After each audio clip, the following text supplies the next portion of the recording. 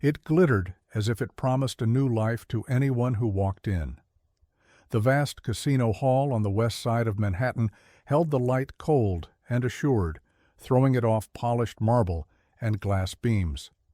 The green felt of the tables lay with exact lines, cameras turned in a quiet sweep, and waiters slid between tables as if they took up no space at all, as if the air itself moved aside for them. A stage for the charity tournament stood at the far end, and Marina's name was printed in the program as a guest who will say words of thanks. She looked at that name and thought that she would leave this evening either with a clear, if painful, truth, or with a new cue of long nights where she would hear the rustle of chips and her own heart breaking into short, muffled beats. A few hours earlier, she had sat on the tiny balcony of her apartment in Hell's Kitchen, pressing a mug with a cracked handle between her palms. It was a white mug, smooth and round. It had cracked one spring ago, and Marina had not thrown it out then, because it mattered to her to leave something unchanged. She bit off a piece of croissant, crumbs stuck to her lip, and she washed them down with black coffee without sugar. From below came the briny smell of the Hudson, and the wind touched the curtain lightly. A pale stripe from sunscreen showed on the strap of her leather bag. She noticed that mark every time she slung the bag over her shoulder. Today the bag was heavier than usual.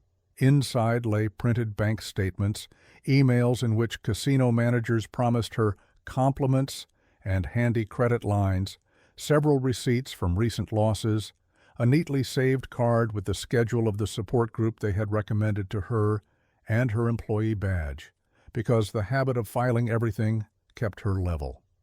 She knew she was at fault. The knowledge did not give her self-hatred. It gave her an even pain she could measure. Once, this spring, she had signed an internal report that turned a blind eye to the good faith of a counterparty.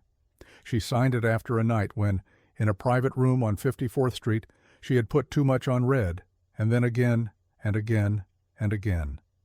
She woke as if she had broken through a damp, sticky fabric, and in the morning, standing on the stair landing, she counted the steps down to the subway and could not remember what number she had stopped on. At the time, it seemed to her that the signature under the report was just a small shift no one would notice, so the safeguards unit could pass to the next stage. She was afraid of losing her job because something had entered her life she would not abandon. Her nephew Tim had been left without his mother during her sister's difficult rehabilitation, and legal guardianship required stability. She did everything to keep her face at meetings, to smile where needed, and speak in an even voice, but each step on the subway stairs turned into a count, as if only counting kept her from falling. Since then, she had tried to get out. She deleted apps from her phone, left bank cards at home, skipped evening invitations, and returned again. Credit lines arrived in friendly letters that said, a new VIP-level open dinners, musical tickets, hotel spa massages, and a seat at the tournament that does good. She tried to focus on work, to check document chains, to stare at spreadsheets until dots shimmered before her eyes. At some point, she began to notice that on the bag strap where the sunscreen trace remained, there appeared a thin, dusty line of another color, and she understood where it came from tables with green felt, from that dust that clings to hands and things when you accidentally run your fingers along the edge returning chips to the croupier. She thought that the bag that was supposed to hold her life was starting to look like someone else's hand. Inside, a whisper went on and on. One more evening, one more attempt to win it back, one more round, and then it will be easier. She knew it was a lie. Isabel Lafarge had called her a month ago. Isabel was a lawyer. Sometimes her name flickered in the news when she handled odd cases where insiders in big structures said unpleasant things. They met in a small cafe on 9th Avenue, and the smell of roasted beans blended with the river air. Isabel held herself calmly, spoke in simple words, did not press, did not push. Marina remembered that she immediately asked about Tim, about the schedule, about who went to school when, Who picked him up? Who made soup? That mattered right away. Isabel did not promise miracles. She said any exit begins with admission. That admission does not make her a bad professional forever, if actions follow. That one can choose not the glare, but an even light. She suggested thinking of the evening at the casino as a point where one could say simple words loudly and calmly. Then it seemed almost impossible to Marina. A month before, she could hardly pronounce the word addiction, even to herself, because the word carried too many other people's stories, and she feared they would reduce her to a stereotype. But simple words were necessary for Tim. Simple words were necessary for mornings with croissants and coffee, for the route along the river where she stepped across the same slabs and felt salt on her lips. She agreed. Isabel let out a short breath and said she would have to pay for that decision because people who profit by her silence do not like those who crack the quiet open.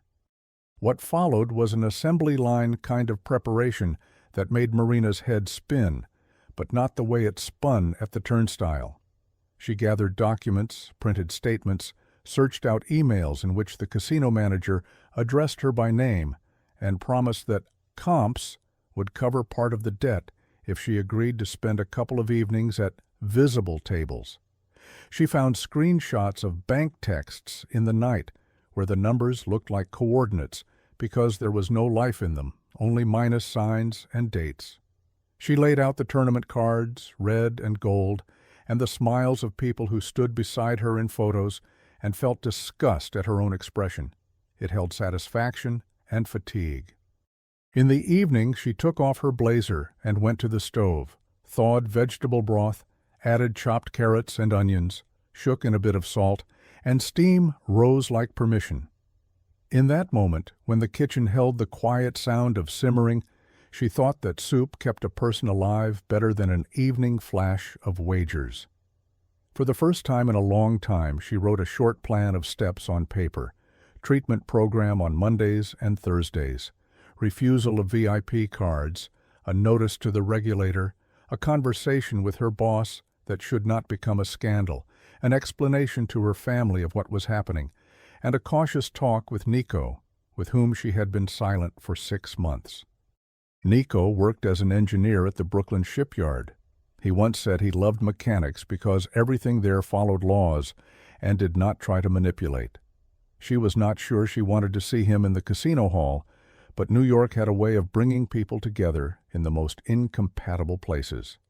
She remembered how last time he stood by the door and, not loudly, said he could not live next to someone who chose the corner of the room with the television instead of the window with the view of the river.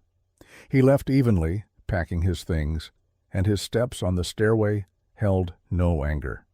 She had thought then he was dramatizing. Only later did she understand that he had described the truth in simple words. On the eve of the tournament, Marina gave her neighbor Mayloon spare keys for emergencies and a list of phone numbers, slipped a note into Tim's backpack that she would pick him up after his club, and put a container of soup in the refrigerator. In the bathroom, she lifted the bag to her face where the strap still gleamed with the sunscreen trace and wiped it off with a wet wipe. She almost smiled because the moment felt symbolic, but she held back from pathos. For the evening, she chose a simple dark dress with no glitter or expensive details. She knew the hall's splendor would create the contrast by itself. A strand of hair fell over her eye. She tucked it behind her ear, stacked the folder of documents, and dropped into the bag her old white mug with the crack as a reminder that you can keep things not because they are perfect, but because they are needed. She did not plan to show the mug to the public, but wanted to feel the weight of home in her hand. The road to the casino took her along her usual route. She left her building on 9th, turned toward Hudson River Park, counted the steps to the familiar bench where teenagers usually perched on scooters, breathed in the smell of the river and gasoline from the passing cars. Then she turned toward a new complex where the lobby lights always seemed too white to be warm. Staff in flawless suits stood at the entrance. Tiles lay underfoot that did not slip, and for some reason that calmed her.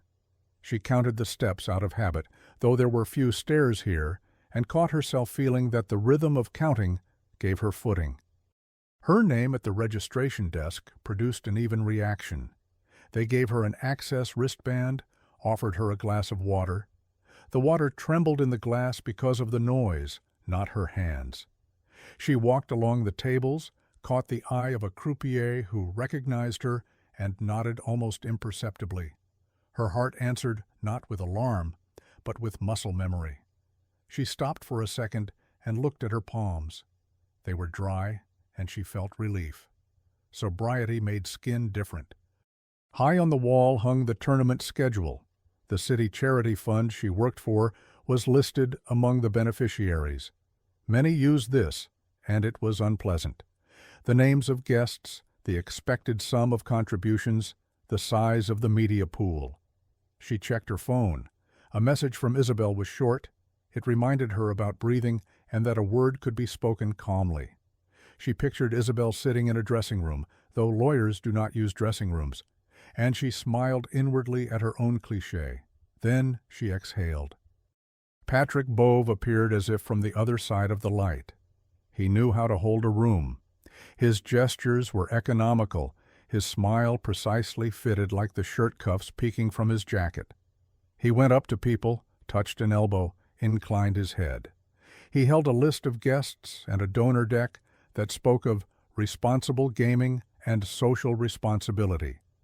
Inside the deck was a section about recovery stories, and Marina's name stood there without her consent. The discovery burned at first, then cooled. She had given no consent, but they had offered her a few words on stage.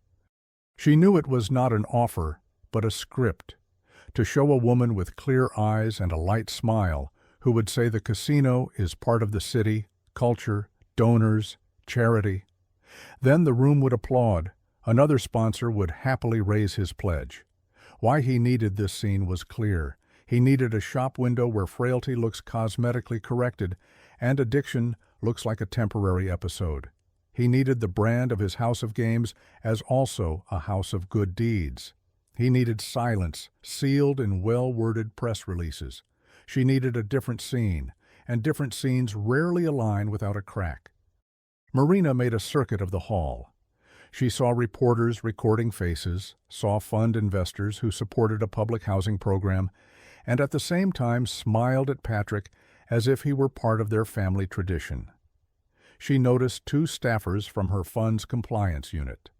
They stood together, tension visible in their look. On her phone hung an email from her director, cautiously speaking of possible reputational risks. That email sat next to the latest bank notification about a minimum payment due. Between them, like two banks of a river, lay her decision. She went to the bar and asked for water without ice, drank half, and left the glass unfinished. A photographer passed by and raised his camera, but did not shoot. It was a mercy of a random person. When the evening moved to the speeches, the room slowed. The music receded to the background. Patrick gestured toward the stage and delivered a speech full of known words. Marina listened and felt a quiet figure rising inside her, who carefully counts the nails in a boardwalk. She held the folder of documents, and each sheet felt warm, not because paper holds heat, but because those sheets contained formulated reality. They announced her turn. The light struck her eyes. She walked up to the stage without hesitation. She did not smile. Her dress did not glitter. A heel tapped evenly on the step. She stood before the room, and her breathing came steady. She knew she did not need to speak long or complicated. She knew pauses were more important than ornament. She stated her name and role. She spoke aloud what she had hidden for months. She had become addicted to games, to the mechanism of fast winning, and to the promises issued by smart people in expensive suits. She named her fear of losing her job and guardianship over her nephew. She explained that she had risked professional integrity and signed a report she should not have signed. She listed simple things that kept her on the surface: soup on the stove at night, A white mug with a crack, a walk along the river with a fixed number of steps, the smell of sea wind and sunscreen on her bag strap. She said all those details were worth more than the light of the halls. She showed letters offering her a credit line and comps if she would be a visible participant of evenings. She showed printed deposits and lists of comps that did not match the rules of responsible gaming.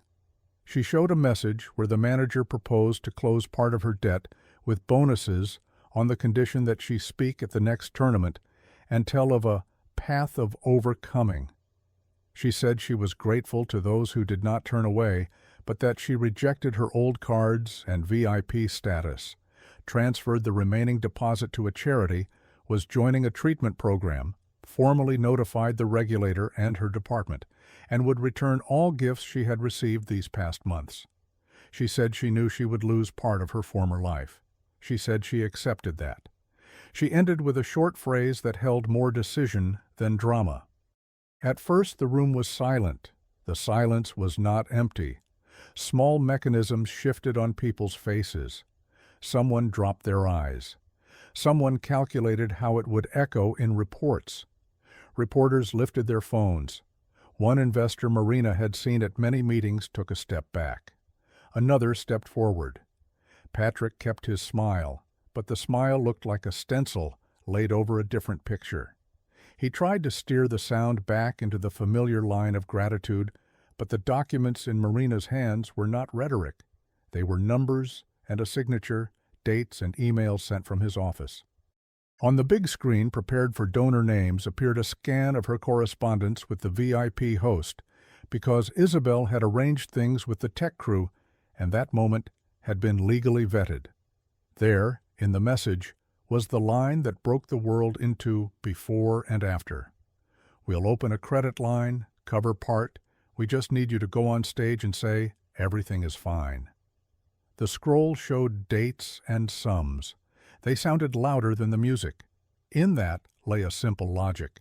A fact replaces decoration. And when facts are laid one after another in a row, they become a wall you cannot walk past. The facade began to crack strangely, not loudly. People did not shout. People adjusted their trajectories. The patroness of a gallery who had stood beside Patrick seemed to remember an urgent call and stepped away. A couple of guests set their cards down on the table and left without looking back. News banners lit up on reporters' phones. One outlet wrote that the fund was aware. A second cautiously phrased questions for responsible gaming programs. Marina saw two staffers from her department exchange glances and begin to type messages.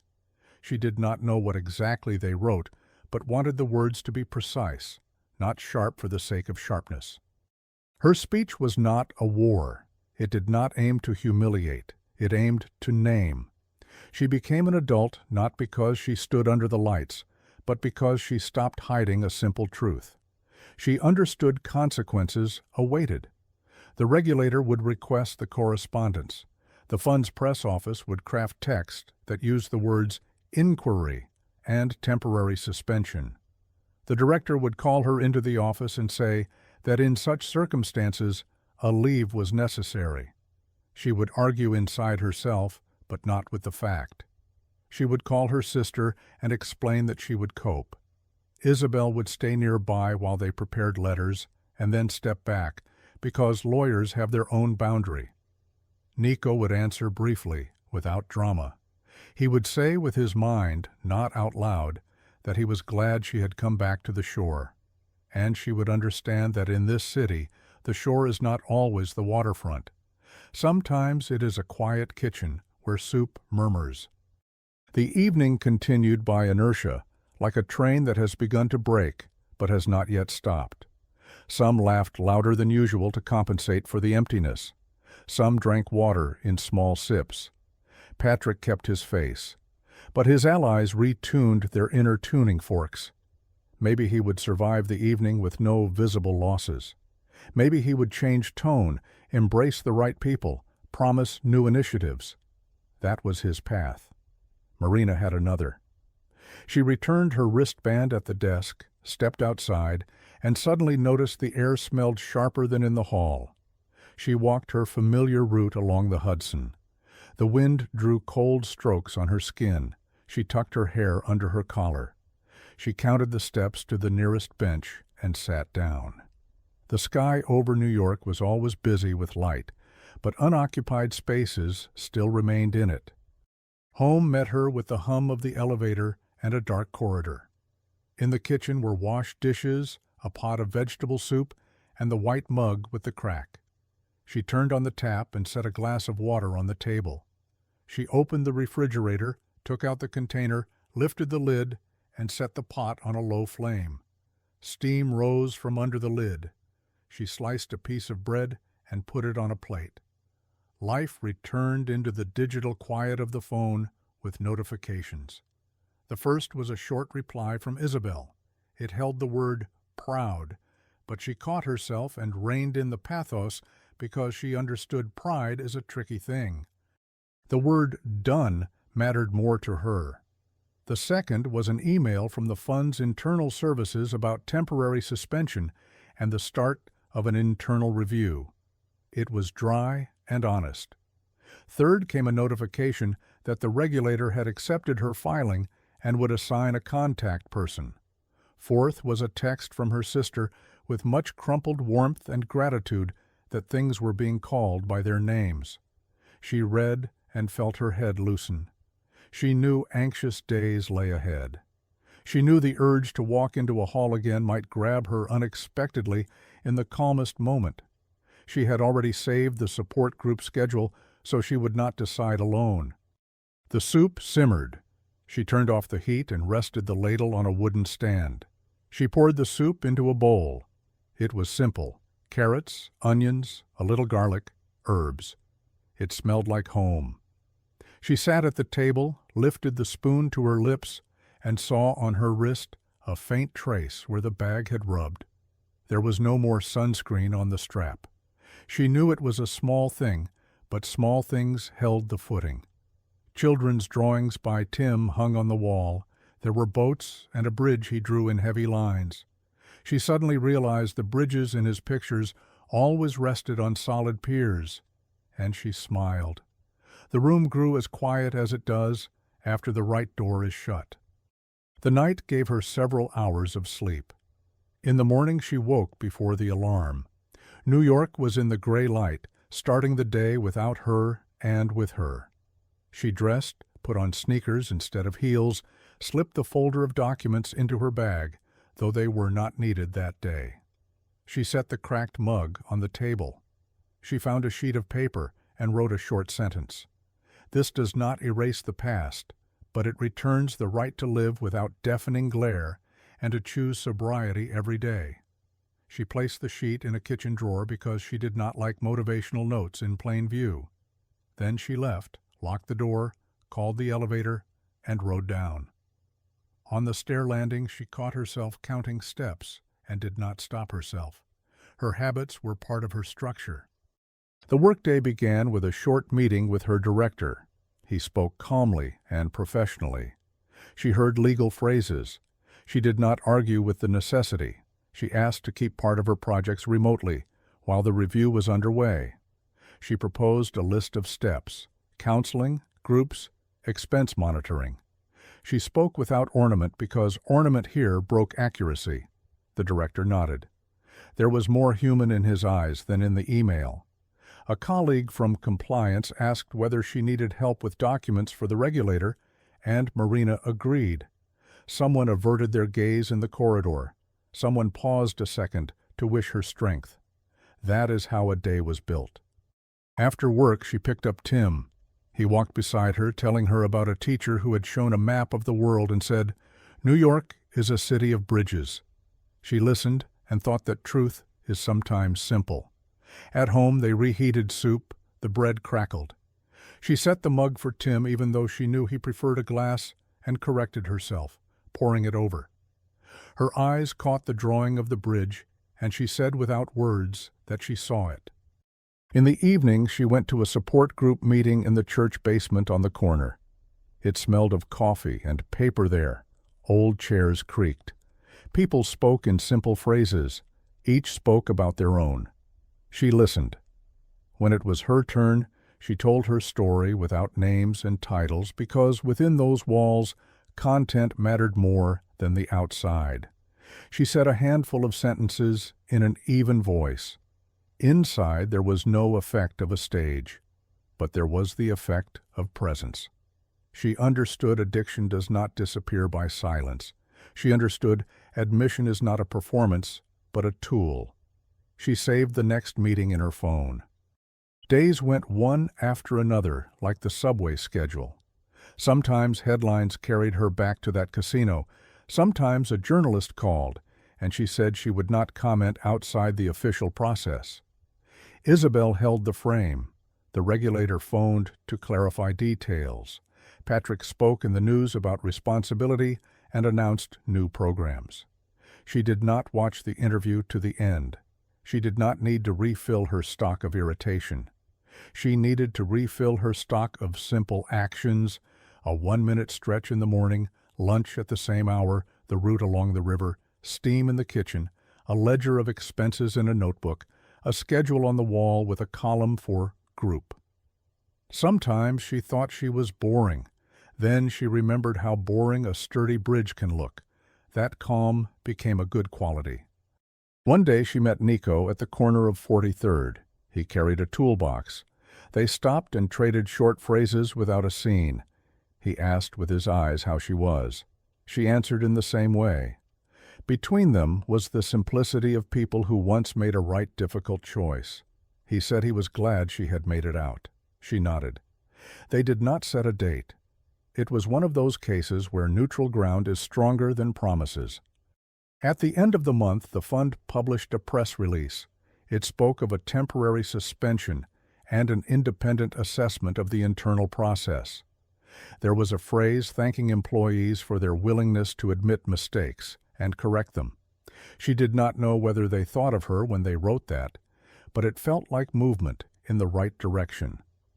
A week later, she received an email with a project schedule she could manage from home. She printed it and pinned it to the refrigerator with a magnet. New York in early October was windy and bright. Leaves in the park changed color almost unnoticed. People walked faster because of the morning chill. She continued to count steps, but now sometimes broke the count when Tim asked a question. In those moments, she felt the rhythm inside her changing too. She was still afraid. Afraid that one day she would see a green felt table in a photograph and be pulled toward it. Afraid of a new email with an offer for friends. But fear turned from a reason to run into a reason to hold to plans. What matters more, the glare of one evening or the steady light, first for the home, then for the work, then for people who watch and look for an example? She answered herself without pathos. The second. Sometimes she took from the drawer the sheet with the sentence she had written that night after the speech. She read it and put it back. She did not worship her own words. She preferred things to be checked by actions. The white mug with the crack became a symbol, not because the crack was beautiful, but because the mug was not traded for a shiny new thing for a photo. A pot of soup often simmered on the stove. In the evening, the window reflected city lights.